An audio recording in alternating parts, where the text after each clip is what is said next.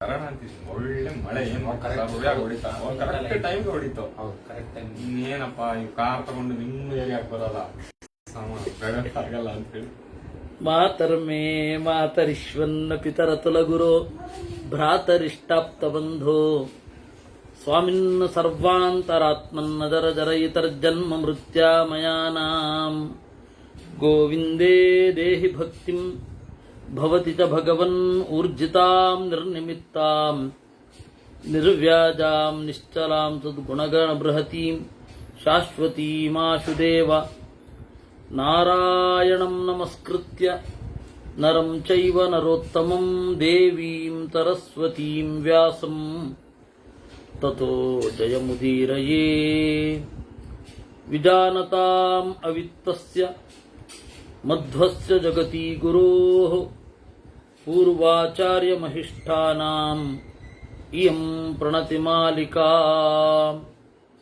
ಪೂರ್ಣಜ್ಞಾನಾಯ ವಿದ್ಮಹೇ ಪೂರ್ಣಾನಂದಾಯ ಧೀಮಹಿ ತನ್ನೋ ವ್ಯಾಸ ಪ್ರಚೋದಯಾತ್.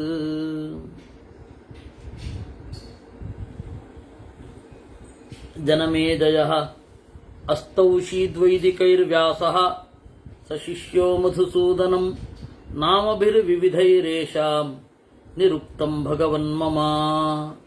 ಜನಮೇಜಯ ಕೇಳ್ತಾ ಇದ್ದಾನೆ, ವೇದವ್ಯಾಸರು ನಾರಾಯಣನ ಸ್ತೋತ್ರ ಮಾಡಿದ್ರು.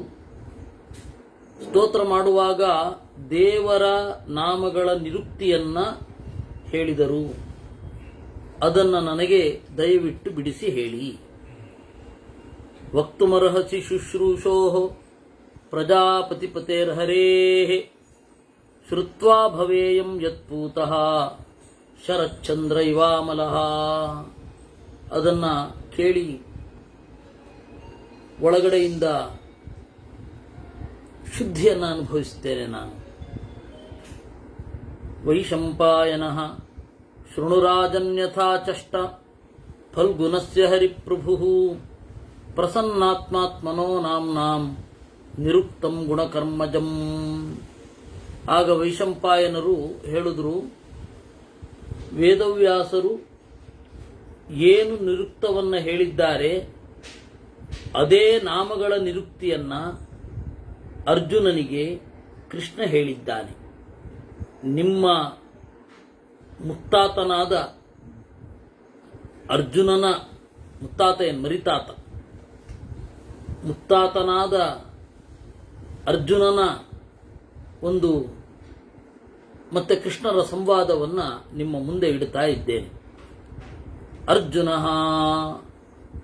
ಭಗವನ್ ಭೂತಭವ್ಯೇಶ ಸರ್ವಭೂತ ಸೃಗವ್ಯಯ ಲೋಕನಾಥ ಜಗನ್ನಾಥ ಲೋಕಾನಾಂ ಅಭಯಪ್ರದ ಯಾನಿ ನಾಮಾನಿ ತೇ ದೇವ ಕೀರ್ತಿತಾನಿ ಮಹರ್ಷಿಭಿಃ ವೇದೇಷು ಸಪುರಾಣೇಷು ಯಾನಿ ಗುಹ್ಯಾನಿ ಕರ್ಮಭಿಃ.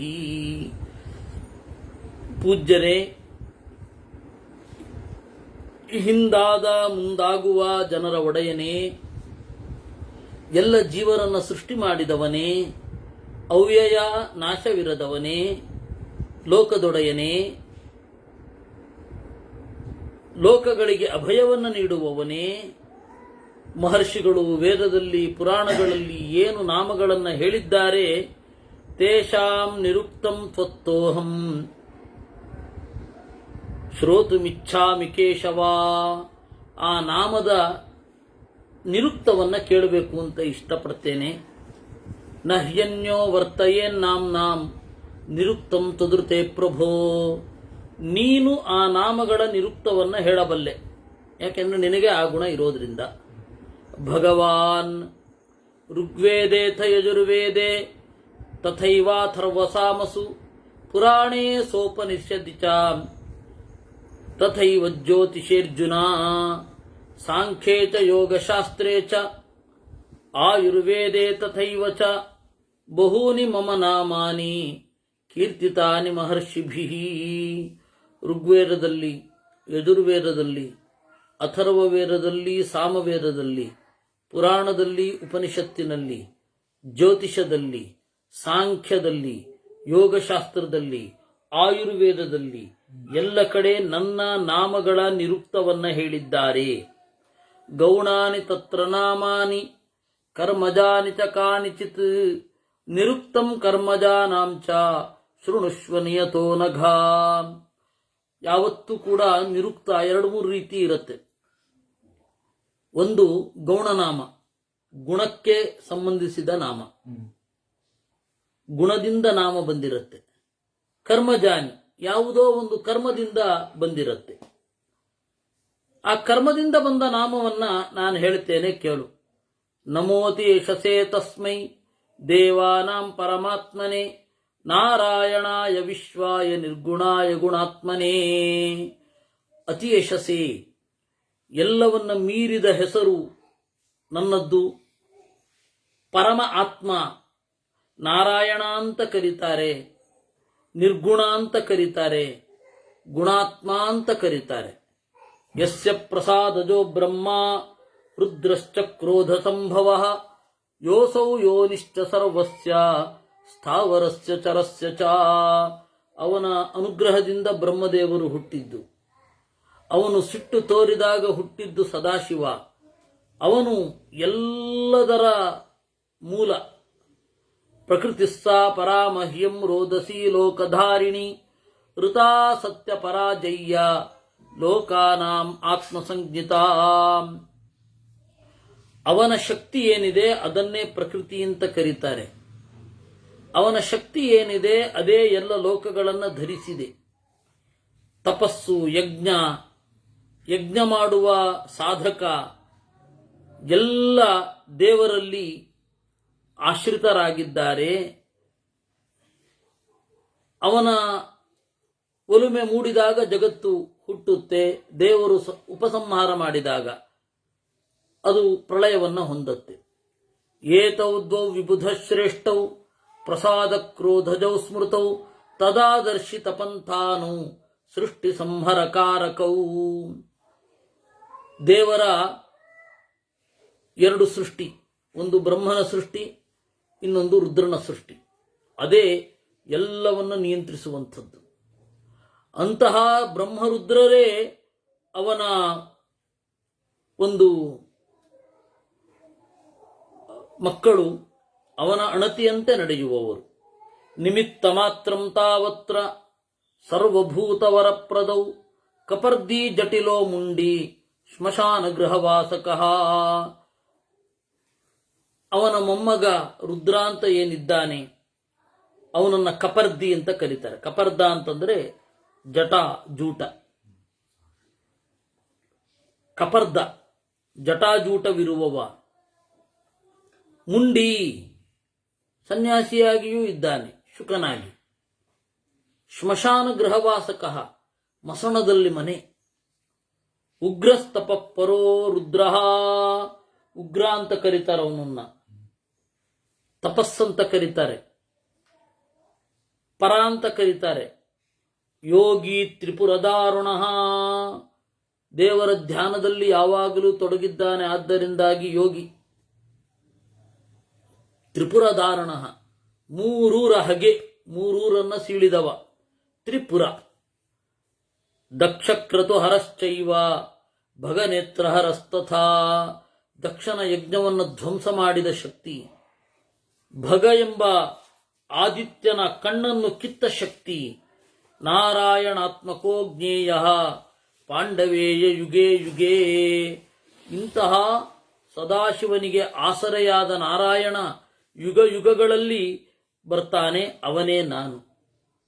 ಅಹಮಾತ್ಮ ಹಿ ಲೋಕಾನಾಂ ವಿಶ್ವೇಶಾಂ ಪಾಂಡುನಂದನ.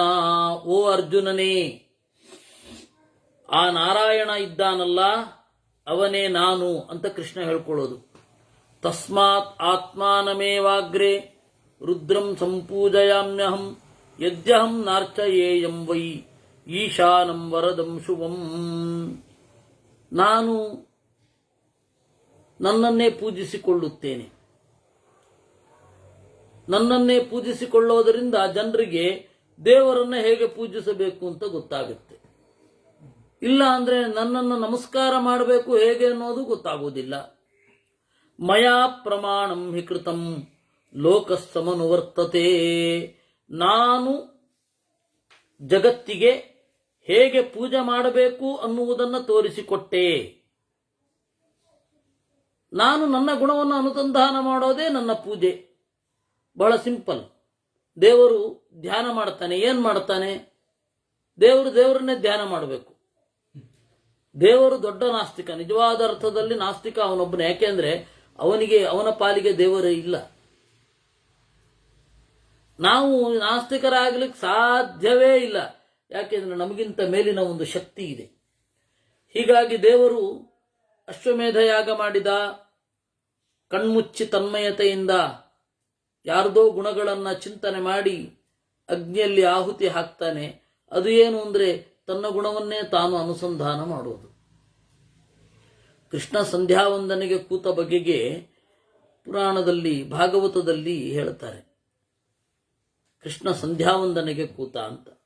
ಕೃಷ್ಣ ಧ್ಯಾನ ಛಲೇನೈವ ಸ್ವಯಂ ಭಾಗವತೆ ಬ್ರವೀತ್ ಅಂತ ಮಧ್ವಾಚಾರ್ಯರು ಹೇಳ್ತಾರೆ. ಬೆಳಗ್ಗೆ ಬ್ರಾಹ್ಮಿ ಮುಹೂರ್ತೆ ಚೋತ್ಥಾಯ ವಾರಿ ಉಪಸ್ಪೃಶ್ಯ ಮಾಧವ. ಭಾಗವತ 10ನೇ ಸ್ಕಂಧ. ಆತ್ಮಾನಂ ಪ್ರಸನ್ನಕರಣ ದಧ್ಯೌ ಸ್ವಾತ್ಮಾನಮುತ್ತಮಂ ಅಂತ. ಬೆಳಗ್ಗೆ ಬೇಗ ಎದ್ದು ಆಚಮನ ಮಾಡಿ ಕಣ್ಗಳನ್ನು ಮುಚ್ಚಿ ಕೃಷ್ಣ ತನ್ನನ್ನೇ ಧ್ಯಾನ ಮಾಡಿಕೊಂಡ. ಬೇರೆ ಯಾವುದು ಧ್ಯೇಯ ವಸ್ತು ಇಲ್ಲ. ಅಂದರೆ ತನ್ನ ಗುಣಗಳ ಅನುಭವ, ಅದೇ ದೇವರ ಪೂಜೆ. ನಾವು ಅದನ್ನು ನೋಡಿದೆವು. ನಾವು ನಮ್ಮ ಗುಣಗಳನ್ನು ಅನುಭವಿಸ್ಲಿಕ್ಕಾಗಲ್ಲ. ನಮ್ಮ ಗುಣಗಳನ್ನು ನಾವು ಅನುಭವಿಸ್ತೇವೆ. ನಮಗೆ ಇರುವ ಸಂಪತ್ತು, ನಮಗೆ ಇರುವ ಶಕ್ತಿ, ನಮಗೆ ಇರುವ ಸಿಗುವ ಪ್ರೀತಿ, ನಮಗೆ ಇರುವ ಲೋಕದ ಸ್ಥಾನ, ಇವುಗಳನ್ನು ನಾವು ಅನುಭವಿಸ್ತೇವೆ. ದೇವರ ತರಹ ಅನುಭವಿಸ್ಲಿಕ್ಕಾಗಲ್ಲ ಆನಂದವನ್ನ. ನಾವು ದೇವರನ್ನ ಅನುಭವಿಸೋದುವಾಗಲೂ ಕೂಡ ಸ್ವಲ್ಪ ಕಷ್ಟವೇ. ಅದೇ ಧ್ಯಾನದ ಪ್ರಕ್ರಿಯೆ. ಧ್ಯಾನ ಅಂದ್ರೇನು? ದೇವರ ಅನುಭವಕ್ಕೆ ನಮ್ಮ ಮನಸ್ಸನ್ನು ಸಿದ್ಧಗೊಳಿಸಿಕೊಳ್ಳೋದು ಅಂತ. ಅದರಿಂದಾಗಿ ನಾನು ಹೇಗೆ ಪೂಜೆ ಮಾಡೋದು ಅನ್ನೋದನ್ನು ತೋರಿಸಿಕೊಟ್ಟೆ. ಪ್ರಮಾಣಾನಿ ಹಿ ಪೂಜ್ಯಾನಿ ತತಃ ಸಂಪೂಜಯಾಮ್ಯಹಂ ಯಸ್ತಂ ವೇತ್ತಿ ಸಮಾಂ ವೇತ್ತಿ ಯೋನುತಂ ಸಹಿಮಾಮನು. ಈ ನಾನು ತೋರಿಸಿಕೊಟ್ಟ ಪ್ರಮಾಣವನ್ನು ಶಾಸ್ತ್ರದ ಮೂಲಕ ನನ್ನ ಅನುಸರಿಸಬೇಕು. ಯಾರು ಹಾಗೆ ನನ್ನನ್ನು ಅನುಸರಿಸುತ್ತಾನೆ ಅವನು ಶಾಸ್ತ್ರವನ್ನು ಅನುಸರಿಸಿ ಇರುತ್ತಾನೆ. ಯಾರು ಶಾಸ್ತ್ರವನ್ನು ಅನುಸರಿಸ್ತಾನೆ ಅವನು ನನ್ನನ್ನು ಅನುಸರಿಸಿದಂತೆ ಇರುತ್ತೆ. ರುದ್ರೋ ನಾರಾಯಣೋ ಭೂತ್ವಾ ಸತ್ವಮೇತದ್ವಿಧಾಕೃತಂ ಲೋಕೆ ಚರತಿ ಕೌಂತೇಯ ವ್ಯಕ್ತಿಸ್ಥಂ ಸರ್ವಕರ್ಮಸು. ನಾನು ರುದ್ರನ ಒಳಗಡೆ ಇದ್ದೇನೆ. ರುದ್ರ ಅಂತ ನನ್ನ ನಿಜವಾದ ಹೆಸರು. ನನಗೆ ಅದು ರುದ್ರ ಅಂದ್ರೇನು? ರುಗ್ದ್ರ ಅಂತ. ರುಕ್ ಅಂತ ಹೇಳಿದ್ರೆ ರೋಗ, ಅದನ್ನ ದ್ರಾವಯತಿ ಓಡಿಸುವವ ರುದ್ರ. ನನ್ನ ಪ್ರಸಾದದಿಂದಾಗಿ ಈ ಸದಾಶಿವನಿಗೆ ರುದ್ರ ಅಂತ ಹೆಸರು. ನಾನೇನು ಮಾಡಿದೆ? ಪುತ್ರಾರ್ಥಮಾರಾಧಿತವಾನ್ ಆತ್ಮನಾತ್ಮಾನಮಾತ್ಮನ. ನನ್ನನ್ನು ನಾನೇ ಆರಾಧನೆ ಮಾಡಿಕೊಂಡೆ. ಯಾಕೆಂದ್ರೆ ನಹಿಮೇ ಕೇನಚಿದ್ದೇಯೋ ವರ ಪಾಂಡವ ನಂದನ. ನನಗ್ಯಾರು ವರ ಕೊಡಬೇಕು? ನನಗೆ ನಾನೇ ವರ ಕೊಟ್ಕೋಬೇಕು. ಅದರಿಂದಾಗಿ ಭವಿಷ್ಯತಾಂ ವರ್ತತಾಂಚ ಭೂತಾನಾಂ ಚೈವ ಭಾರತ ಸರ್ವೇಚಾಂ ಅಗ್ರಣೀರ್ ವಿಷ್ಣು ಸೇವ್ಯ ಪೂಜ್ಯಶ್ಚ ನಿತ್ಯಶಃ. ಮುಂದೆ ಬರುವ, ಹಿಂದೆ ಇರುವ, ಇಂದು ಇರುವ ಎಲ್ಲರಿಗೂ ಕೂಡ ನಾನು ಗತಿ. 4 ತರಹದ ಭಕ್ತರು ನನ್ನನ್ನು ಹೊಂದುತ್ತಾರೆ. ಮೊದಲನೆಯದ್ದು ಆರ್ತಃ, ಸಂಸಾರದಿಂದ ನೊಂದವರು. ಜಿಜ್ಞಾಸು, ದೇವರು ಅಂದರೆ ಏನು ಅನ್ನುವ ತಿಳಿಯುವ ಕುತೂಹಲ ಇರುವವರು.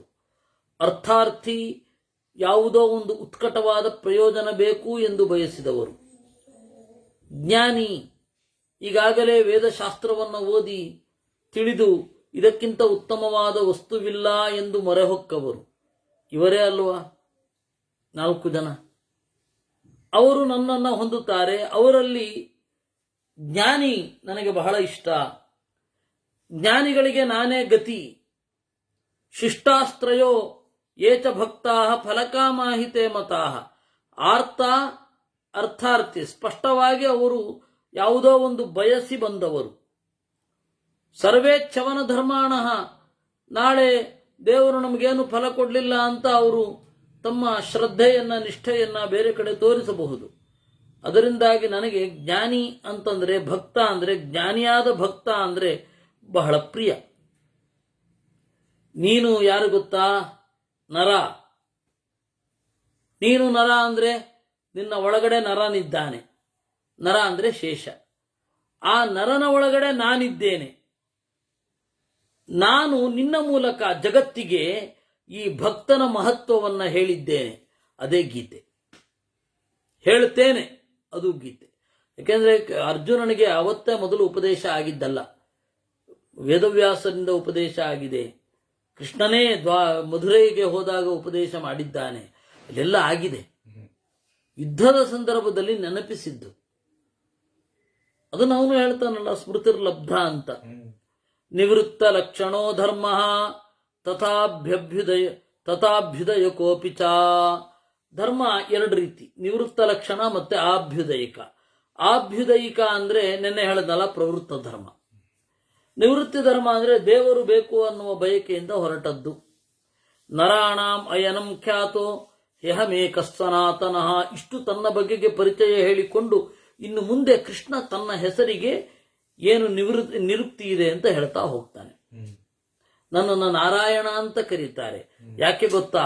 ಆಪೋ ನಾರಾ ಇತಿ ಪ್ರೋಕ್ತಾ ಆಪೋ ವೈ ನರಸೂನವಃ ಅಯನಂ ತಸ್ಯತಾ ಪೂರ್ವಂ ತಥೋ ನಾರಾಯಣೋಸ್ಮ್ಯಹಂ. ನಾರ ಎಂದೂ ನಾಶವಾಗದ ತತ್ವ ಯಾವುದದು? ಆಪಹ, ಪರಮಾಣು ತತ್ವ.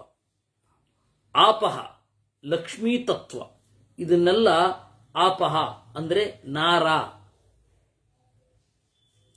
ಆ ನಾರ ಲಕ್ಷ್ಮೀ ತತ್ವ ನನ್ನನ್ನ ಆಶ್ರಯಿಸಿದೆ. ಅಯನ ಅಂದ್ರೆ ಆಸರೆ.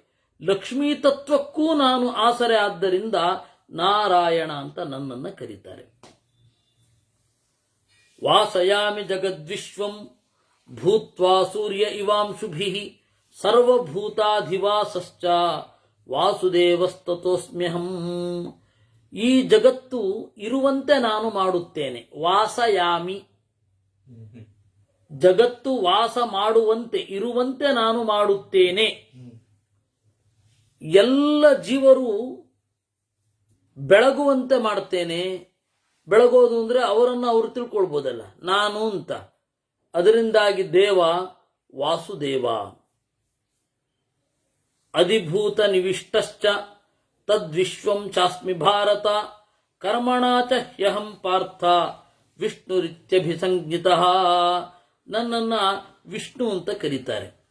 ಯಾಕೆಂದ್ರೆ ಕರ್ಮದ ಮೂಲಕ ಎಲ್ಲರ ಒಳಗಡೆ ಪ್ರವೇಶ ಮಾಡ್ತೇನೆ. ನನ್ನನ್ನ ತಿಳಿದವರು ನನ್ನನ್ನ ಪ್ರವೇಶ ಮಾಡುತ್ತಾರೆ. ವಿಷ ಪ್ರವೇಶನೆ ಅಂತ ಧಾತು. ವಿಶಂತಿ ಅತ್ರ ಇತಿ ವಿಷ್ಣು. ನನ್ನ ಒಳಗಡೆ ಪ್ರವೇಶ ಮಾಡ್ತಾನೆ ಅನ್ನುವ ಕಾರಣದಿಂದ ಅವನು ವಿಷ್ಣು. ನನ್ನ ಒಳಗಡೆ ಅವನು ಪ್ರವೇಶ ಮಾಡಿದ್ದಾನೆ. ನಾನು ನಾನು ಅಂದರೆ ಜೀವ. ಅಂತಿಮ ಕಾಲದಲ್ಲಿ ಅವರನ್ನು ಪ್ರವೇಶ ಮಾಡ್ತೇವೆ. ಹೀಗೆ ಜೀವರು ನನ್ನ ಒಳಗಡೆ ಬರ್ತಾರೆ, ನಾನು ಜೀವರ ಒಳಗಡೆ ಹೋಗ್ತೇನೆ. ಇದರಿಂದಾಗಿ ನನ್ನನ್ನ ವಿಷ್ಣು ಅಂತ ಕರೀತಾರೆ. ನನ್ನ ಹೆಸರು ದಾಮೋದರ ಅಂತ. ದಮಾತ್ ಸಿದ್ಧಿಂ ಪರೀಪ್ಸಂತಹ ಮಾಂ ಜನಾ ಕಾಮಯಂತಿ ದಿವಂ ಚಾಮಂ ಚ ಮಧ್ಯಂಚ ತಸ್ಮಾತ್ ದಾಮೋದರೋಸ್ಮ್ಯಹಂ. ನನ್ನನ್ನ ದಾಮೋದರ ಅಂತ ಕರೀತಾರೆ. ಯಾಕೆ ಗೊತ್ತಾ? ದಮದಿಂದ ಬದುಕುವವರು, ಇಂದ್ರಿಯ ನಿಗ್ರಹದಿಂದ ಬದುಕುವವರು ದಾಮರು. ಆಯ್ತಾ? ದಾಮರು. ಇದರ ನಡುವೆ ದಾಮರ ಒಳಗಡೆ ನಾನು ಇದ್ದೇನೆ. ದಾಮ ಉದ. ರ ಆನಂದದಿಂದ ಇದ್ದೇನೆ, ಅದರಿಂದಾಗಿ ದಾಮೋದರ. ಉದ ಅಂತಂದ್ರೆ ಅವರಿಗೆ ಉತ್ಕರ್ಷವನ್ನ ಕೊಟ್ಟವನು. ಯಾರು ಇಂದ್ರಿಯ ನಿಗ್ರಹವನ್ನ ನನಗಾಗಿ ಮಾಡ್ತಾರೆ, ನನಗಾಗಿ ಇಂದ್ರಿಯ ನಿಗ್ರಹ ಮಾಡಬೇಕು. ಅದ್ರ ಬದಲು ದೇಹ ಸಣ್ಣಗಾಗ್ಲಿ ಅಲ್ಲ, ಮಾಡಿದ್ರೆ ಒಳ್ಳೇದು, ಆದ್ರೆ ಅದ್ರ ಜೊತೆಗೆ ಒಂದು ದೇವರ ದೇವರ ಪ್ರೀತಿಗಾಗಿ ಮಾಡ್ತಾ ಇದ್ದೇನೆ ಅಂತ ಬೇಕು. ಕೇವಲ ಆರೋಗ್ಯಕ್ಕಾಗಿ ಮಾಡಿದ್ರೆ ಎಂತ ಆಗುತ್ತೆ ಗೊತ್ತಾ? ಎಷ್ಟು ದಿವಸ ಏನು ಆರೋಗ್ಯಕ್ಕೆ ಮಾಡಿದ್ರೂ ಸ್ವಲ್ಪ ದಿವಸವೇ ಇರುವುದು. ಫಿಟ್ನೆಸ್ಗಾಗಿ ಅಂತ ಹೇಳಿ ಉಪವಾಸ ಇತ್ಯಾದಿಗಳೆಲ್ಲ ಮಾಡೋದು ಸ್ವಲ್ಪ ಫಲ ಅದು. ಆಮೇಲೆ ಆ ದೇಹ ಹೇಗೂ ನಾಶ ಆಗೋದೆ. ಆದರೆ ದೇವರ ಪ್ರೀತಿಗಾಗಿ ಅಂತ ಮಾಡಿದ್ರೆ ಆಯ್ತಾ, ಅಂತಹವರು ದಾಮರು, ನನ್ನ ಭಕ್ತರು. ನನಗಾಗಿ ದಮ ಇಂದ್ರಿಯ ನಿಗ್ರಹವನ್ನ ಮಾಡುವವರು ದಾಮರು. ಅಂತಹ ದಾಮರಿಗೆ ಉತ್ಕರ್ಷವನ್ನ ಕೊಡುವವ ದಾಮೋದ. ರ ಅಂದ್ರೆ ಆನಂದದಿಂದ ಇರುವವ ದಾಮೋದರ. ಇದಕ್ಕೆ 2-3 ಅರ್ಥ, ಬೇರೆ ಬೇರೆ ಅರ್ಥಗಳು ಉಂಟು ಬೇರೆ ಬೇರೆ ಕಡೆ. ಆದ್ರೆ ಇಲ್ಲಿ ಎಷ್ಟರ್ಥ ಇದೆ ಅಷ್ಟನ್ನು ಮಾತ್ರ ನಾನು ಹೇಳ್ತಾ ಇರೋದು. ಪೃಷ್ಣಿಗರ್ಭತ್ರಿತಂ ಪಾಹೀತಿ ಏಕತದ್ವಿತವಾಗಿದಂ. ಇನ್ನು ಪೃಷ್ಣಿಗರ್ಭ, ಪೃಷ್ಣಿ ಅಂತಂದ್ರೆ ಅನ್ನ. ಪೃಷ್ಣಿರಿತ್ಯುಚ್ಯತೆ ಚಾನ್ನಂ, ಭೋಗಿಸಲ್ಪಟ್ಟು ನಮ್ಮನ್ನ ತುಂಬುತ್ತದೆ. ಅದರಿಂದಾಗಿ ಅನ್ನವನ್ನ ಪೃಷ್ಣಿ ಅಂತ ಕರೀತಾರೆ. ಆ ಅನ್ನವನ್ನ ತನ್ನ ಒಡಲಲ್ಲಿ ಇಟ್ಟುಕೊಂಡವ, ಅದರಿಂದಾಗಿ ಪೃಷ್ಣಿಗರ್ಭ. ನಮ್ಮ ಹೊಟ್ಟೆಯಿಂದ ಅನ್ನ ಬರಲ್ಲ, ದೇವರ ಹೊಟ್ಟೆಯಿಂದ ಅನ್ನ ಬರುತ್ತೆ, ಅದರಿಂದಾಗಿ ಪೃಷ್ಣಿಗರ್ಭ. ಇನ್ನು ವೇದಾಹ, ವೇದವನ್ನ ಪೃಷ್ಣಿ ಅಂತ ಕರೀತಾರೆ. ಪೃಷ್ಣಿಗರ್ಭ ಅಂದ್ರೆ ವೇದವನ್ನ ಒಡಲೊಳಗಡೆ ಇಟ್ಟುಕೊಂಡವ. ಅಮೃತ, ಅಮೃತವನ್ನ ತನ್ನ ಒಡಲೊಳಗಡೆ ಇಟ್ಟುಕೊಂಡವ. ಆದ್ದರಿಂದಾಗಿ ನನ್ನ ಗುಟ್ಟಾದ ಹೆಸರು ಪೃಷ್ಣಿಗರ್ಭ. ಸೂರ್ಯಸ್ಯ ತಪತೋ ಲೋಕಾನ್ ಅಗ್ನೇಶ್ಚಂದ್ರಸ್ಯ ಚಾಪ್ಯುತ ಅಂಶವೋ ಯತ್ ಪ್ರಕಾಶಂತೆ ಮಮೈತೆ ಕೇಶ ಸಂಜ್ಞಿತಾ. ಇನ್ನು ಹೃಷಿಕೇಶ ಅಂತ ನನ್ನ ಹೆಸರು. ಹೃಷಿಕೇಶ ಅಂದ್ರೆ, ಕೇಶ ಅಂದ್ರೆ ಕಿರಣ, ಋಷಿ ಅಂದ್ರೆ ಆನಂದಗೊಳಿಸುವ ಕಿರಣ. ಆನಂದಗೊಳಿಸುವ ಕಿರಣ ಯಾವುದರ ಮೂಲಕ ದೇವರು ಜಗತ್ತಿಗೆ ಕೊಡೋದು? ಸೂರ್ಯನ ಮೂಲಕ, ಚಂದ್ರನ ಮೂಲಕ, ಬೆಂಕಿಯ ಮೂಲಕ. ಹೀಗಾಗಿ ದೇವರ ಹೆಸರು ಹೃಷಿಕೇಶ, ಆನಂದವನ್ನ ನೀಡುವ ಕಿರಣವನ್ನ ಬೀರುವವ, ಆನಂದ ನೀಡುವ ಬೆಳಕನ್ನ ಕೊಡುವವ ಹೃಷಿಕೇಶ ಅಂತ. ಸರ್ವಜ್ಞ ಕೇಶವಂ ತಸ್ಮಾತ್ ಮಾಮಾಹುಹು ದ್ವಿಜ ಸತ್ತಮಾಹ. ಕೇಶವ ಅಂತ ನನ್ನನ್ನು ಕರೀತಾರೆ. ಯಾಕೆ ಅಂದ್ರೆ ಇದೇ ಕಾರಣದಿಂದ. ಕೇಶ ಅಂತಂದ್ರೆ ಕಿರಣ, ಅವುಗಳನ್ನು ಲೋಕದಲ್ಲಿ ತೊಡಗಿಸುತ್ತೇನೆ, ಅದರಿಂದಾಗಿ ಕೇಶವ ಅಂತ. ಸ್ವಪತ್ನ್ಯಮಾಹಿತೋ ಗರ್ಭ ಉಚಥ್ಯೇನ ಮಹಾತ್ಮನ ರಹಿತೇತಾಂ ರುಚಿರ್ಯಾಚೆ ಕದಾಚಿದ್ದೇವತಾಜ್ಞಯ ಬೃಹಸ್ಪತಿ ರಥಾ ವಿಂದತ್ ತಾಂ ಪತ್ನೀಂ ತಸ್ಯ ಧೀಮತಃ. ನೋಡು, ಇದರ ಬಗೆಗೆ ಒಂದು ಕಥೆಯನ್ನ ಹೇಳುತ್ತೇನೆ. ಉಚಥ್ಯ ಅಂತ ಹೇಳಿ ಬೃಹಸ್ಪತಿಯ ತಮ್ಮ. ಆ ಉಚಥ್ಯನ ಹೆಂಡತಿ ಮಮತಾ ಅಂತ ಹೇಳಿ. ಆ ಮಮತಾ ಅಂತನ್ನುವ ಹುಡುಗಿಯನ್ನ ಬೃಹಸ್ಪತಿ ಸೇರ್ಬೇಕು ಅಂತ ಬಂದ. ತಮ್ಮನ ಹೆಂಡತಿಯನ್ನ ಸೇರ್ಬೇಕು ಅಂತ. ಆಗ ಈಗಾಗಲೇ ಅವಳು ಗರ್ಭಿಣಿ. ಅವಳು ಆ ಗರ್ಭಿಣಿಯಾದ ಮಮತಾ ಅವಳು ಬೇಡ ಅಂತ ಹೇಳಿದ್ರು ಕೇಳಲಿಲ್ಲ. ಆಗ ಅವಳು ಒಳಗಡೆ ಇರುವ ಗರ್ಭ ಮಾತನಾಡಲಿಕ್ಕೆ ಶುರು ಮಾಡಿತು. ಏನು ಆ ಮಮತೆಯ ಗರ್ಭ ಏನು ಮಾತನಾಡಿತು? ಪೂರ್ವಾಗತೋಹಂ ವರದ ನಾರ್ಹಸೇ ಮಾಂ ಪ್ರಬಾಧಿತುಂ ಏತದ್ ಬೃಹಸ್ಪತಿ ಶ್ರುತ್ವಾ ಚುಕ್ರೋಧ ಚ ಶಶಾಪಚ. ಆ ಗರ್ಭ ಹೇಳಿತಂತೆ, ಅಯ್ಯ ಬೃಹಸ್ಪತಿಯೇ, ನಾನು ಮೊದಲು ಬಂದಿದ್ದೇನೆ, ನನ್ನ ಶರೀರ ಈಗ ಬೆಳೆದಿದೆ, ನೀನು ಅಮೋಘ ರೇತಸ್ಸು, ನೀನು ಕೂಡ ನನ್ನ ತಾಯಿಯನ್ನ ಕೂಡಿದರೆ ನನ್ನ ದಾರಿಗೆ ಅಡ್ಡವಾಗಿ ಒಂದು ದೇಹ ಬೆಳೆಯುತ್ತೆ. ನನಗೆ ಗರ್ಭವಾಸ ಅಂತನ್ನೋದು ಇನ್ನಷ್ಟು ದೀರ್ಘಕಾಲ ಇರುತ್ತೆ. ಅದರಿಂದಾಗಿ ಆ ರೀತಿ ಮಾಡಬೇಡ ಅಂತ ಹೇಳಿತಂತೆ ಗರ್ಭ. ಸಿಟ್ಟು ಬಂತು. ಮೈಥುನೋಪಗತೋ ಯಸ್ಮಾತ್ ತ್ವಯಾಹಂ ವಿನಿವಾರಿತಃ ತಸ್ಮಾದಂದೋ ಭವತ್ವಂ ಹಿ ಮಚ್ಛಾಪಾನ್ನಾತ್ರ ಸಂಚಯಃ. ನಿನ್ನ ಕಣ್ಣು ಇಂಗಿ ಹೋಗಲಿ ಅಂತ ಶಾಪ ಕೊಟ್ಟ. ಆ ಮಗು ಹುಟ್ಟಿತು. ಆ ಮಗುವಿನ ಹೆಸರು ಎಂತ ಗೊತ್ತಾ? ದೀರ್ಘತಮಸ್ಸಂತ. ಅಯ್ಯೋನ ಕತ್ತಲು ಬಹಳ ದೊಡ್ಡದು. ಗರ್ಭವೇ ಕತ್ತಲು. ಗರ್ಭದಿಂದ ಹೊರಗಡೆ ಬಂದ ಮೇಲೆ ಕತ್ತಲು ಮುಂದುವರಿಯುತ್ತೆ. ಅದರಿಂದಾಗಿ ದೀರ್ಘತಮಸ್ಸಂತ ಅವನ ಹೆಸರು. ಆ ದೀರ್ಘತಮಸ್ಸೇನು ಮಾಡಿದ? 4 ವೇದಗಳನ್ನ ಚೆನ್ನಾಗಿ ಕಲಿತು, ಚೆನ್ನಾಗಿ ಋಗ್ವೇದವನ್ನು ಅನುಷ್ಠಾನ ಮಾಡಿ ದೇವರನ್ನ ಕೇಶವ ಅಂತ ಕರೆದ. ನೆನ್ನೆ ಹೇಳಿದ್ದೆ ಗೊತ್ತಾ? ಎಲ್ಲಿ ಹೇಳಿದೆ? ಕೇಶವಾಯ ಸ್ವಾಹ ಅಂತ ಹೇಳ್ತಾರೆ. ಅದು ಒಂದು ಆಚಮನ. ಆಮೇಲೆ ಋಗ್ವೇದಾಯ ಸ್ವಾಹ, ಇಲ್ಲ, ಅದು ಯಾರೋ ಈ ಚಾನಲ್ಗೆ ಕೇಳಿದ್ದು. ಹೌದು. ಅದು ಎಲ್ಲಿ ಹೇಳಿದ್ದು ನಾನು ಅಂದ್ರೆ, ಈ ಕಾಶಿಯಸ್ ಮೈಂಡ್ ಅಂತ ಸುಘೋಷಿನಿಗಳೇ ಅವರ ಇದರಲ್ಲಿ ಇದೇನಿದು ವ್ಯತ್ಯಾಸ ಅಂತ ಕೇಳಿದ್ರು. ಅಲ್ಲಿ ಹೇಳಿದ್ದು. ಅದು ಮುಂದೆ ಬರುತ್ತೆ ಪ್ರಾಯ. ಅದರಿಂದಾಗಿ ದೀರ್ಘತಮಸ್ಸು ಅವನು ಋಗ್ವೇದವನ್ನು ಅಧ್ಯಯನ ಮಾಡಿ ಕೇಶವ ಅಂತನ್ನುವ ನಾಮವನ್ನು ಸಾಕ್ಷಾತ್ಕರಿಸಿಕೊಂಡು ಕೇಶವ ಅನ್ನುವ ಹೆಸರನ್ನು ಇಟ್ಟ ಅಂದ್ರೆ ಕರೆದ. ಸಚಕ್ಷುಷ್ಮಾನ್ ಸಮಭವತ್ ಸಮುನಿಪೂರ್ವವತ್ ಪುನಃ. ಹೀಗೆ ಬೆಳಕುಗಳನ್ನು ದೇವರು ಈ ಲೋಕದಲ್ಲಿ ತೊಡಗಿಸುತ್ತಾನೆ. ಅದರಿಂದಾಗಿ ದೇವರ ಹೆಸರು ಕೇಶವ ಅಂತ ಉಪಾಸನೆ ಮಾಡಿ ಮಾಡಿ ಮಾಡಿ ಅವನು ಕಣ್ಣು ಬಂದ್ಬಿಡ್ತು. ಏವಂ ಹಿ ವರದಂ ನಾಮ ಕೇಶವೇತಿ ಮಮಾರ್ಜುನ ದೇವಾನಾಮಥ ಸರ್ವೇಷಾಂ ಋಷೀಣಾಂ ಚ ಮಹಾತ್ಮನಾಂ.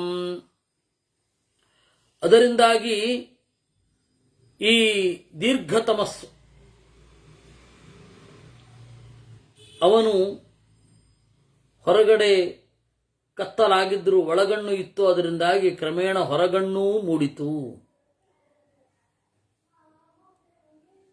ಆಹ ಪುರಾಣೇ ಭವತಿ ಏತದೇಕಯೋ ಯೋನ್ಯೋ ಅಗ್ನಿಚೋಮೋ ದೇವಾಶ್ಚ ಅಗ್ನಿ ಪ್ರಮುಖ ಇತಿ. ಇನ್ನು ಅಗ್ನಿ ಮತ್ತೆ ಸೋಮ, ಅಗ್ನಯೇ ನಮಃ ಸೋಮಾಯ ನಮಃ ಅಂತ. ಈ ಅಗ್ನಿ ಮತ್ತೆ ಸೋಮರು ದೇವರಿಂದ ಬೆಳಕನ್ನು ಪಡೆದವರು. ಅದಕ್ಕೆ ಅವ್ರಿಗೊಂದು ಹೆಸರಿದೆ, ಚಂದ್ರ ಹಾಗೂ ಬೆಂಕಿ ಏಕಯೋನಿಗಳು ಅಂತ. ಒಬ್ಬನಿಂದಲೇ ಒಬ್ಬ ತಂಬೆಳಕನ್ನು ಪಡೆದ, ಒಬ್ಬ ಬೆಂಬೆಳಕನ್ನು ಪಡೆದ. ಬೆಂಬೆಳಕು ಅಂದ್ರೆ ಬಿಸಿಯಾದ ಬೆಳಕು, ತಂಬೆಳಕು ಅಂದ್ರೆ ತಂಪಾದ ಬೆಳಕು. ಆಯ್ತಾ? ಹೀಗೆ 329ನೇ ಅಧ್ಯಾಯ ಮುಗೀತು. ನಮ್ಮ ದಿಲೀಪ್ ರತ್ನಾಕರ್ ಅವರ ಪ್ರಶ್ನೆ, ದೀರ್ಘತಮಸ್ಸಿನ ತಪ್ಪೇ ಇರಲಿಲ್ಲ ಅಂತ. ಹೌದು, ನಮಗೆ ಈಗ ತಪ್ಪು ಇರಲಿಲ್ಲ ಅಂತ. ಅದಕ್ಕೆ ಪೂರಕವಾದ ಹೆಚ್ಚಿನ ಸಾಹಿತ್ಯ ನಮಗೆ ಉಪಲಬ್ಧಿ ಇಲ್ಲ. ನೀವು ವೇದದಲ್ಲಿ ನೋಡಿದ್ರು, ಪುರಾಣಗಳಲ್ಲಿ ನೋಡಿದ್ರು, ಮಹಾಭಾರತದಲ್ಲಿ ನೋಡಿದ್ರು, ಇಷ್ಟೇ ಇರೋದು ನಮಗೆ. ದೀರ್ಘತಮಸ್ಸು ಅಷ್ಟು ಬಿಟ್ರೆ ಇನ್ನೊಂದಿಲ್ಲ. ಅದು ಏನು ಕಥೆ ಆಯಿತು, ಯಾಕೆ ಅದು ತಪ್ಪಲ್ವಾ, ನಮಗೇನು ಗೊತ್ತಿಲ್ಲ. ಹೀಗಾಯ್ತು ಅಷ್ಟೆ. ಆ ದೀರ್ಘತಮಸ್ಸು ಕಂಡು ಹಿಡಿದ ಮಂತ್ರಗಳಿದೆ. ಪರೋ ಮಾತ್ರಯ ತನ್ವಾವೃಧಾನ ಇತ್ಯಾದಿಗಳು. ಅದನ್ನ ಚಿಂತನೆ ಮಾಡಿ ದೇವರನ್ನ ಒಲಿಸೋದಷ್ಟೇ ನಮಗಿರುವಂತಹ ಮಾರ್ಗ. ದೀರ್ಘತಮಸ್ಸಿನ ಬಗ್ಗೆ ನಂತರದಲ್ಲಿ ಅವನಿಗೆ ಕಣ್ಣು ಬಂದದ್ದೇನಾದ್ರೂ ಇದೆ. ಅಯ್ಯೋ, ಅದೇ ಕಣ್ಣು ಬಂದದ್ದು ಅಲ್ಲೆಲ್ಲೂ ಇಲ್ಲ, ಇಲ್ಲಿದೆ. ಅಲ್ಲ, ಅದು ದೊಡ್ಡ ಕಥೆ. ಅದು ಆದಿಪರ್ವದಲ್ಲಿ ಗಂಡು ಮತ್ತೆ ಹೆಣ್ಣಿನ ಸಂಪರ್ಕ ಒಂದೇ ರೀತಿಯಾಗಿರಬೇಕು, ಹೆಣ್ಣು ಒಬ್ಬಳಿಗೆ ನಿಷ್ಠರಾಗಿರಬೇಕು ಅಂತ ಹೇಳಿ ನಿಯಮ ಬಂದದ್ದು ಇವನ ಕಾಲದಲ್ಲಿ ಕೂಡ. ಅಲ್ಲಿ ತನಕ ಬಿಟ್ಟೋದ್ರೆ ದೋಷ ಇರ್ತಿರ್ಲಿಲ್ಲ. ದೋಷ ಬಿಟ್ಟೋದ್ರೆ ಅಗ್ನಿಯ ಮುಂದೆ ಮಾಡಿದ ಒಂದು ಸಂಕಲ್ಪವನ್ನು ಮುರಿದ ಹಾಗೆ ಅಂತ ಬಂತಲ್ಲ, ಅದು ಇವನ ಕಾಲದಿಂದ ಶುರು ಆಗಿದ್ದು. ಮತ್ತೆ ಇವೊಂದು ಬಹಳ ವಿಚಿತ್ರ ಇದೆ, ಅದು ಆದಿಪರ್ವದಲ್ಲಿ ನಾವು ನೋಡಿದ್ದೇವೆ, ಆದರೆ ಅದು ರೆಕಾರ್ಡ್ ಆಗಿಲ್ಲ. ಆದಿಪರ್ವದಲ್ಲಿ ಅವನ ಹೆಂಡತಿ ಹೆಸರು ಪ್ರದ್ವೇಷಿ ಅಂತ. ಗಂಡು ಮಕ್ಕಳನ್ನ ಕಂಡ್ರಾಗ್ತಾ ಇರಲಿಲ್ಲ, ಅವಳನ್ನ ತಗೊಂಬಂದು ಇವನು ಕಟ್ಬಿಟ್ಟಿದ್ರು, ಪ್ರದ್ವೇಷಿ ಅಂತ. ಏನ್ ಕಥೆಯೋ. ಅವಳೇನ್ ಮಾಡಿದ್ಲು, ಇವನ ಅತಿರೇಕ ಜಾಸ್ತಿ ಆಗ್ತಾ ಇದೆ, ಈ ಮುದುಕನ್ನ ತೆಪ್ಪಕ್ಕೆ ಕಟ್ಟಿ ನದಿಲಿ ಬಿಟ್ಟುಬಿಡಿ ಅಂತಂದ್ರು. ಹಾಗೆ ಬಿಟ್ಟಾಗ ಇವನು ಪ್ರದ್ವೇಷಿ ದೀರ್ಘ ತಮಸ್ಸಿಗೆ, ಆ ದೀರ್ಘ ತಮಸ್ಸು ನದಿಯಲ್ಲಿ ಬಂದು ಒಬ್ಬ ರಾಜನಿಗೆ ಸಿಕ್ಕಿಕೊಂಡ. ಆ ರಾಜ ತನ್ನ ಹೆಂಡತಿಯಲ್ಲಿ ನೀನು 4 ಜನ ಮಕ್ಕಳನ್ನ ಪಡಿಬೇಕು ಅಂತ. ಹಾಗೆ ಹುಟ್ಟಿದವರು ಅಂಗ, ವಂಗ, ಕಳಿಂಗ, ಸುಹ್ಮ ಅಂತ. ಅಂಗ ಈಗ ಬಿಹಾರ, ವಂಗ ಈಗ ಬಂಗಾಳ, ಸುಹ್ಮ ಬುಂದೇಲ್ಖಂಡ ಅಂತ ಹೇಳ್ತಾರೆ, ಗೊತ್ತಿಲ್ಲ, ಕಳಿಂಗ ಒರಿಸ್ಸಾ. ಹೀಗೆ 4 ಜನ ಬಂದವರು. ಬಹಳ ವಿಚಿತ್ರವಾದ ಕಥೆ. ಇವನ ಕಥೆಯನ್ನ ಸ್ವಲ್ಪ ವೇದದ ಮೂಲಕ, ಸ್ವಲ್ಪ ಮಹಾಭಾರತದ ಮೂಲಕ ಅರ್ಥ ಮಾಡ್ಕೊಳ್ಬೇಕಾಗತ್ತೆ. ಆ ಕಥೆಯನ್ನ ನಾವು ಹಿಂದೆ ನೋಡಿದ್ದೇವೆ.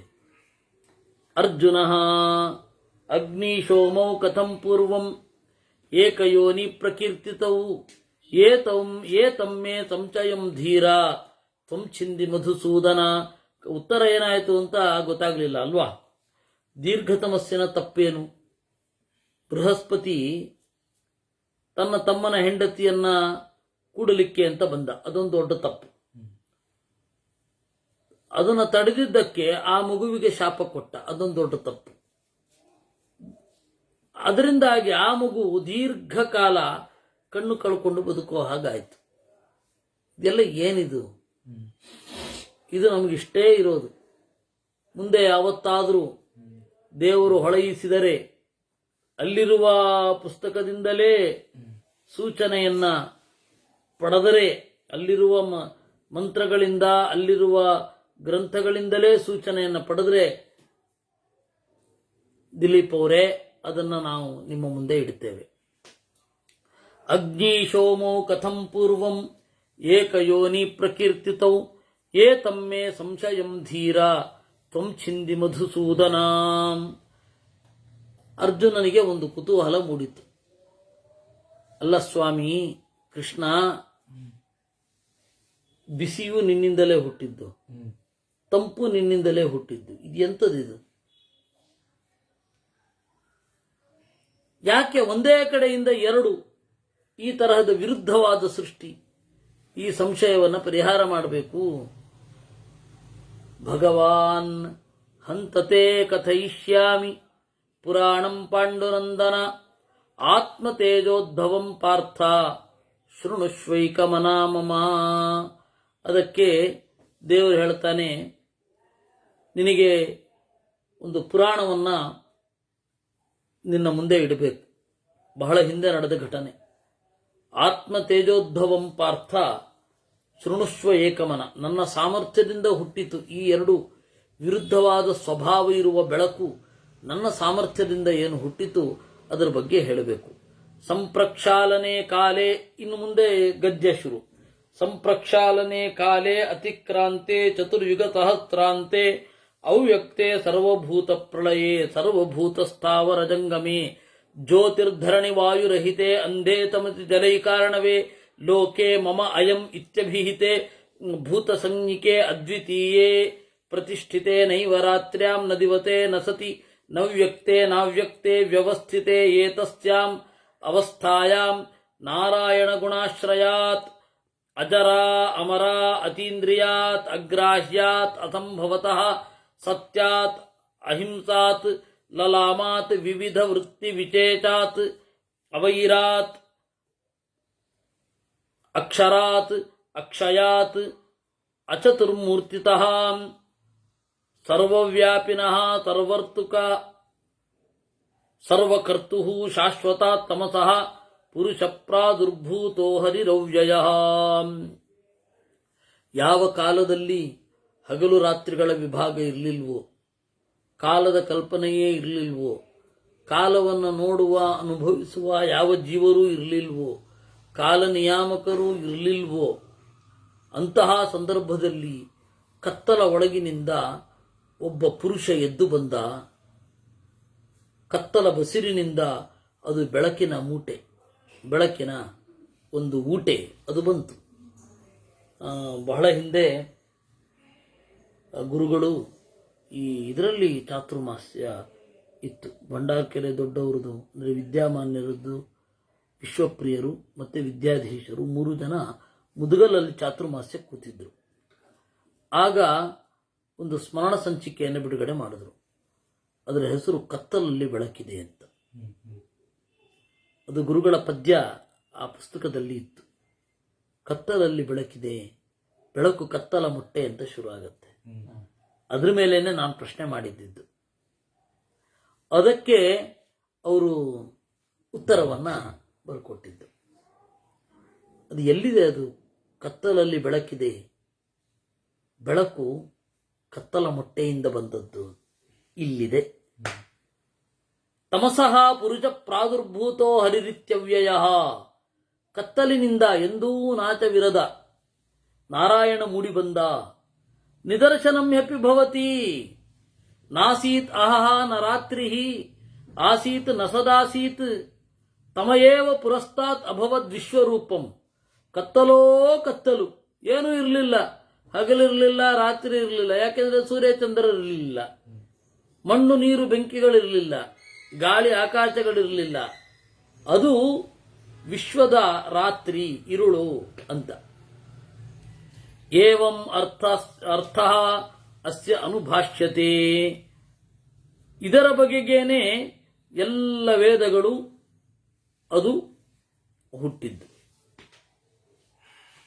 ಎಲ್ಲ ವೇದಗಳು ಹೇಳ್ತಾ ಇರೋದು ಈ ಒಂದು ಬೆಳಕಿನಿಂದ, ಈ ಕತ್ತಲಿಂದ ಬೆಳಕು ಹೊರಬಂದದರ ಬಗೆಗೆ. ಅವನೇನು ಮಾಡಿದ? ದೇವರೇನು ಮಾಡಿದ? ಆ ಕತ್ತಲು ಪರಿಹಾರ ಆಗಿ ಬೆಳಕು ಮೂಡಬೇಕಲ್ಲ, ಅದಕ್ಕೆ ತನ್ನ ಕಣ್ಣಿನಿಂದ ನೇತ್ರಾಭ್ಯಾಂ ಅಗ್ನಿ ಸೋಮೌ ಸಸರ್ಜಾ,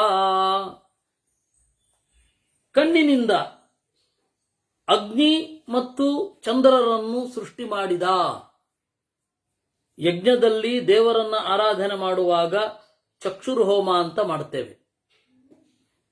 ಆ ಚಕ್ಷುರ್ಹೋಮದ ಬಗ್ಗೆ ಅಥರ್ವಣೋಪನಿಷತ್ತು ಹೇಳುತ್ತೆ.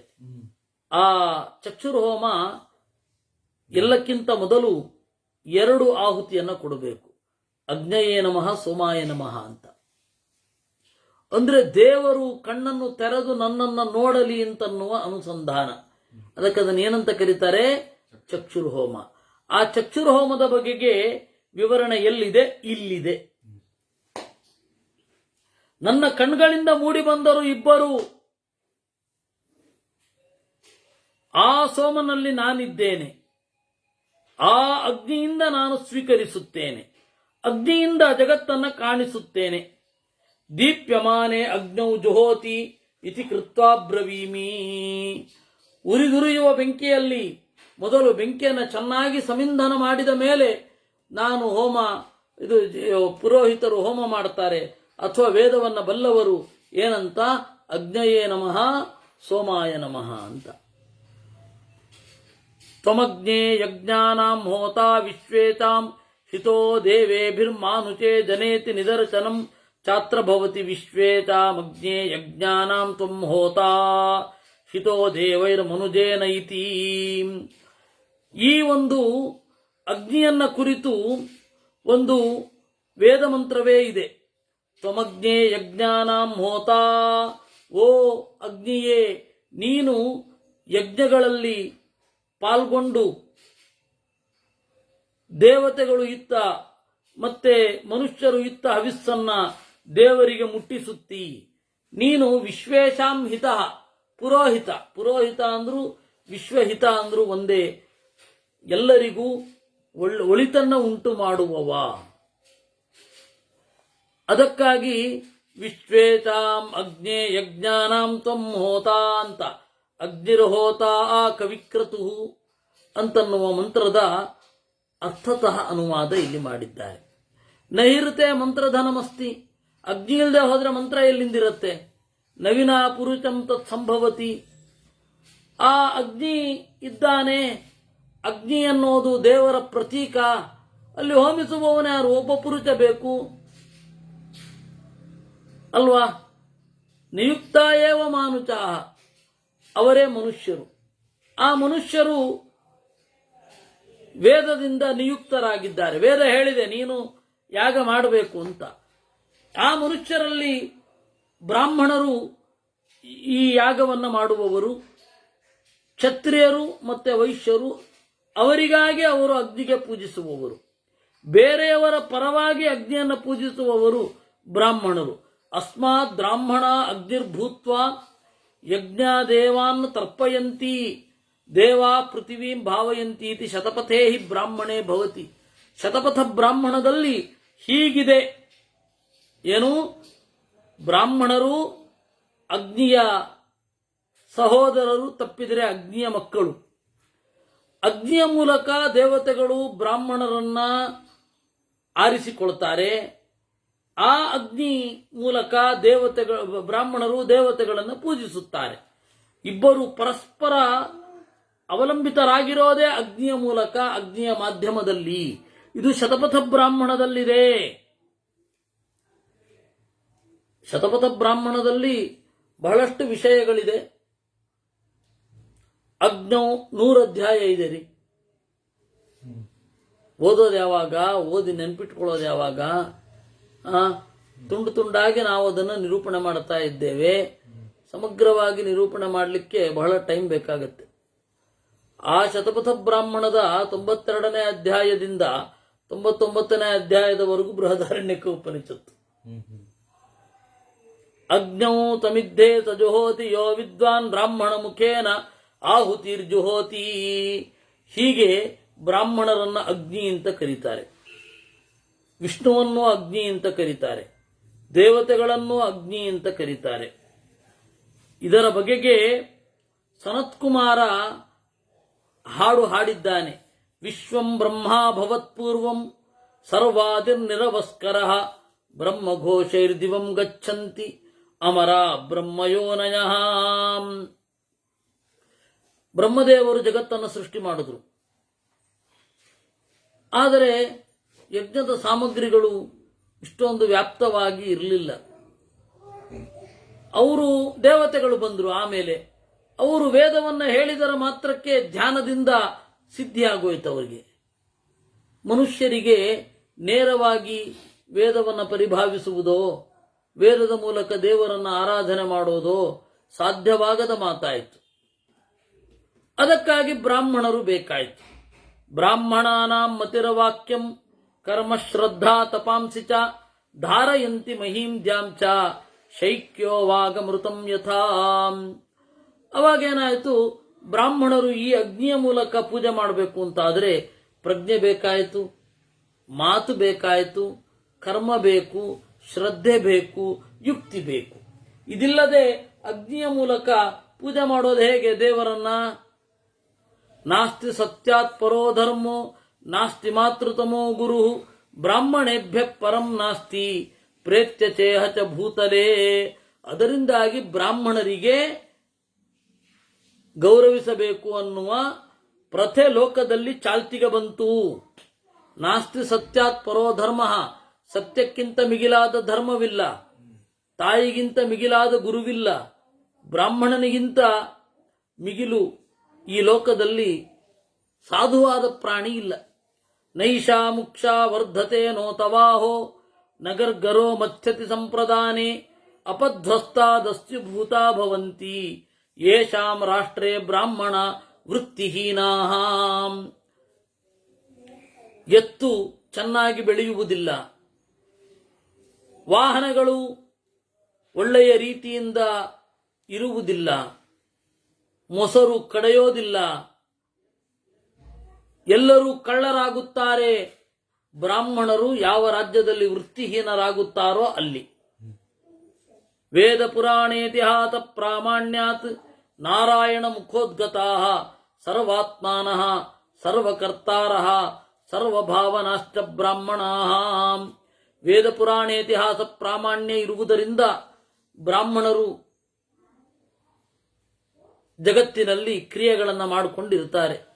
ವಾಕ್ ಸಂಯಮ ಕಾಲೇ ಹಿ ತಸ್ಯ ದೇವಸ್ಯ ಬ್ರಾಹ್ಮಣಾ ಪ್ರಥಮಂ ಪ್ರಾದುರ್ಭೂತಾ ಬ್ರಾಹ್ಮಣೇಭ್ಯಶ್ಚ ಶೇಷಾವರ್ಣಾ ಪ್ರಾದುರ್ಭೂತಾ. ಬ್ರಹ್ಮದೇವರು ಸೃಷ್ಟಿ ಮಾಡಬೇಕು ಅಂತ ಸಂಕಲ್ಪ ಮಾಡಿದಾಗ ಮೊದಲು ಮೂಡಿದವ ಬ್ರಾಹ್ಮಣ, ಆಮೇಲೆ ಉಳಿದವರು. ಹೀಗಾಗಿ ಬ್ರಾಹ್ಮಣನನ್ನ ಹಿರಿಯಣ್ಣ ಅಂತ ಕರೀತಾರೆ. ಇತ್ತಂ ಚಸುರಾಸುರ ವಿಶಿಷ್ಟ ಬ್ರಾಹ್ಮಣ.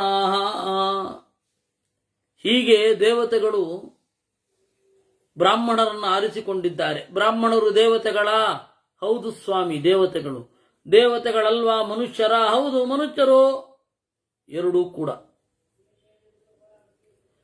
ಯದಾ ಮಯಾ ಬ್ರಹ್ಮಭೂತೇನ ಪುರಾ ಸ್ವಯಮೇವ ಚ ಉತ್ಪಾದಿತಾ ಸುರಾದಯಃ ಭೂತವಿಶೇಷಾ ಸ್ಥಾಪಿತಾ ನಿಗೃಹೀತಾಶ್ಚ ತೇಷಾಂ ಪ್ರಭಾವಃ ಶ್ರೂಯತಾಂ. ಆ ಬ್ರಾಹ್ಮಣರ ಪ್ರಭಾವವನ್ನ ಹೇಳ್ತೇನೆ ಕೇಳು.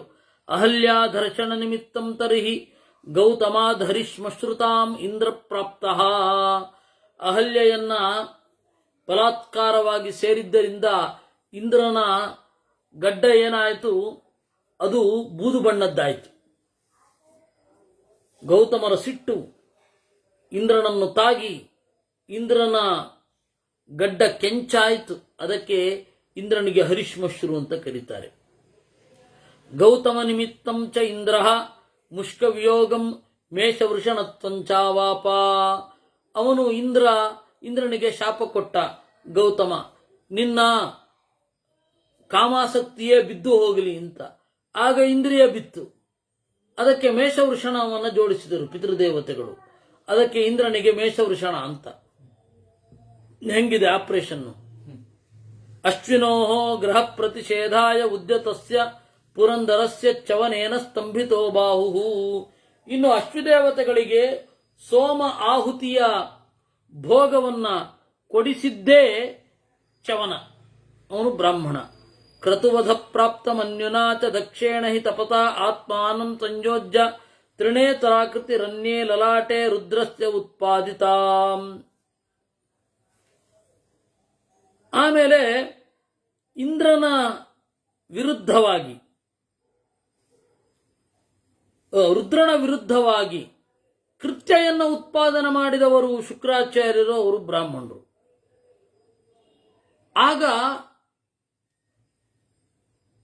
ಶುಕ್ರಾಚಾರ್ಯರು ಕಳುಹಿಸಿದ ಕೃತ್ಯ ಅನ್ನುವ ದೈತ್ಯ ಶಕ್ತಿಗಳನ್ನ ಮಟ್ಟ ಹಾಕಬೇಕು ಅಂತ ಹೇಳಿ ರುದ್ರದೇವರೇನ್ ಮಾಡಿದ್ರು? ತಮ್ಮ ಜಟೆಯಲ್ಲಿರುವ ಕೂದಲನ್ನು ಕಿತ್ತು ಹಾಕಿದರು.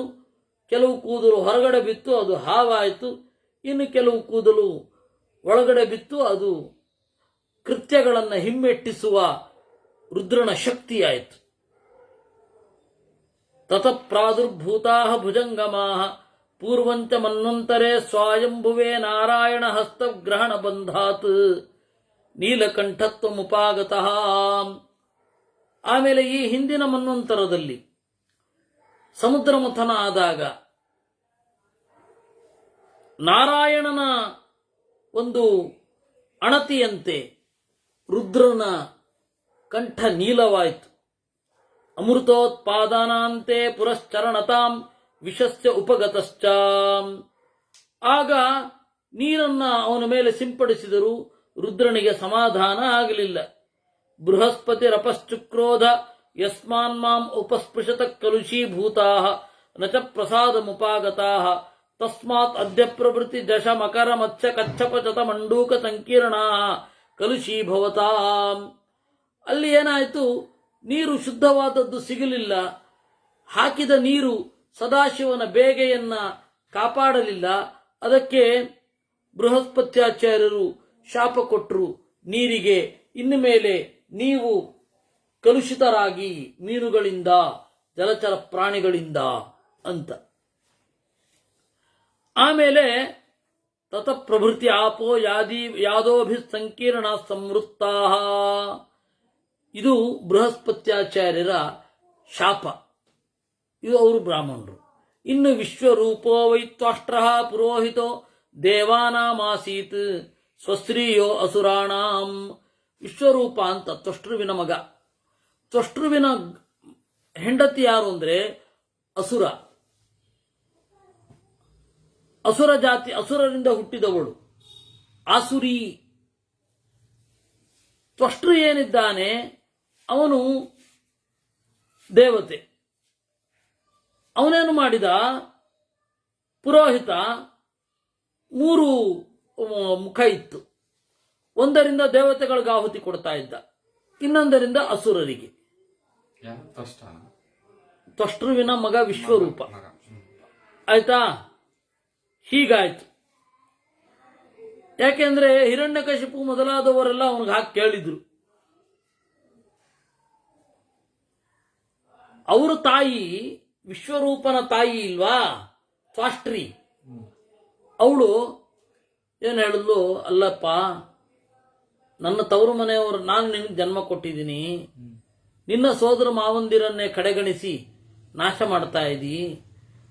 ನಿನ್ನ ಸೋದರ ಮಾವಂದಿರಿಗೆ ಯಾರು ಶತ್ರುಗಳೋ ಆ ದೇವತೆಗಳನ್ನ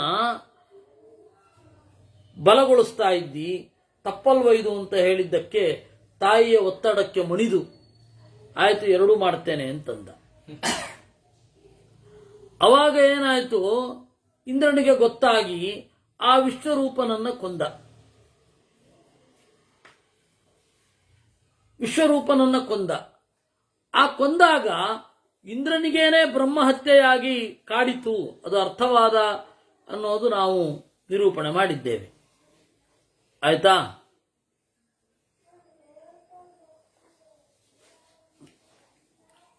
ವಸ್ತುತಃ ಈ ತ್ವಾಷ್ಟ್ರನನ್ನ ದಾರಿ ತಪ್ಪಿಸಬೇಕು ಅಂತ ಹೇಳಿ ಇಂದ್ರ ಅಪ್ಸರೆಯರನ್ನ ಬಳಸಿದ್ದ.